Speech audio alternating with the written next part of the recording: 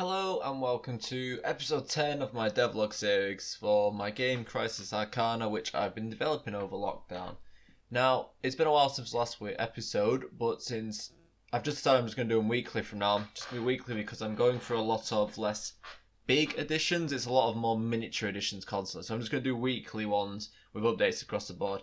And this episode contains I bashed out every single spell I'm going to add to the game. Yep, every single spell, or the mechanics at least, for each of the spells is now in the game, so I'm going to be going over all of those.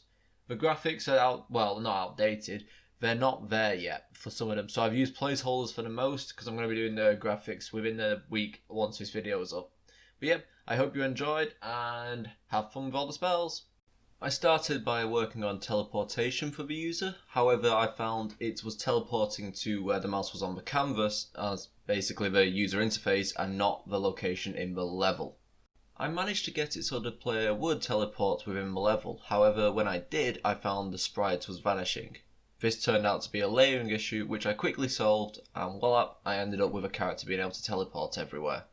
Eventually, the user will be able to unlock the ability to use teleport on an item and have that item teleport to them. So it means they'll be able to get far away objects and bring them straight to you. Or if you're in the middle of combat, you can target a health potion and bring it straight to you. This was very simple to put in, I just had to repurpose the teleport code from earlier. The user will also be able to cast teleport on an enemy and thus confuse the enemy, causing them to wander around aimlessly for a short period of time. I added in the effects because I might add in other ways in the game to confuse the enemies and not just via this method. With the Terramancy magic school, the user can create walls and destroy them with their spells.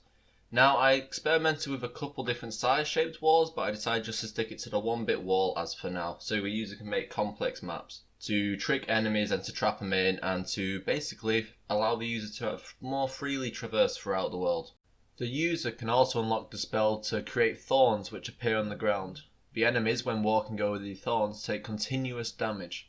I added in an extra little smaller blood particle effect and changed it so it does a variety of colours between red and black to make it look more realistic. As the user spends more souls in the Terramancy school tree, the amount of thorns that can be placed will get bigger and the size of the thorns will get bigger.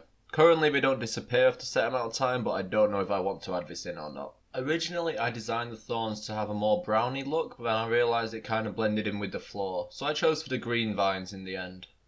I next added in the fireball spell, which when cast and it hits an enemy, the enemy will set on fire and take damage. This is just a basic version for now. I've yet to decide whether I want the enemies to burn for a set amount of time or until they die, but currently I've just got it so they'll burn for 3 seconds and take damage every second. I then added in the upgraded version of the fireball, which when it hits an enemy, it creates an explosion which sets all the enemies in a certain radius on fire as well, and the explosion also deals damage to the enemies in the radius. Finally, I added in the ultimate version of the fireball spell, which turns it from instead of firing one, it's now a flamethrower, essentially firing many fireballs. I then added in the unlockable ability, which would turn all your regular bullets to set enemies on fire, and then I added in a support spell of fire armor, which at the moment just creates a little ring around the player which follows the player and sets enemies on fire if they go into that ring. I moved on to the Cryomancy school and I added in the simple snowball spell. What the snowball does at the moment is slow down enemies. I intend for this to be a quick and cheap spell to use as it doesn't actually damage the enemies at this level. I then added in the unlockable perk where you deal double damage to enemies that are chilled/slowed or frozen. Frozen is something I'll go over in a minute. Now I don't have a graphics added in for it yet, but I have added in a spell known as Blizzard, which basically when it does it freezes all the enemies around you and they're stuck unable to move for a set amount of time.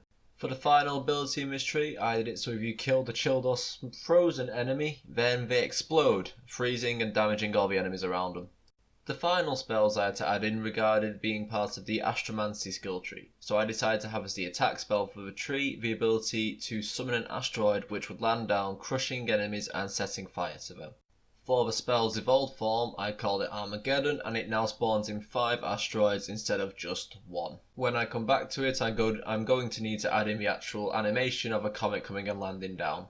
And that rounds up all the spells, so I hope you enjoyed them, and I hope to have the next episode out within a week, I would say. As I say, the next I think I'm going to be working on level design next and just general graphical updates.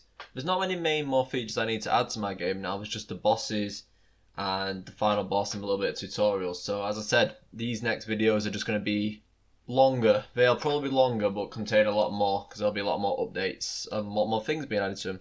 But I hope you enjoyed the video. If you did, please leave a like, subscribe, and if you have any feedback, happily comment it on away. The game, I hope for it to be out, well, maybe hopefully by the end of the month, but we'll see what happens. Because as I said, I'm not the best artist, but you know, it is what it is. So, yeah, I hope to see you all next time, and see you later. Bye.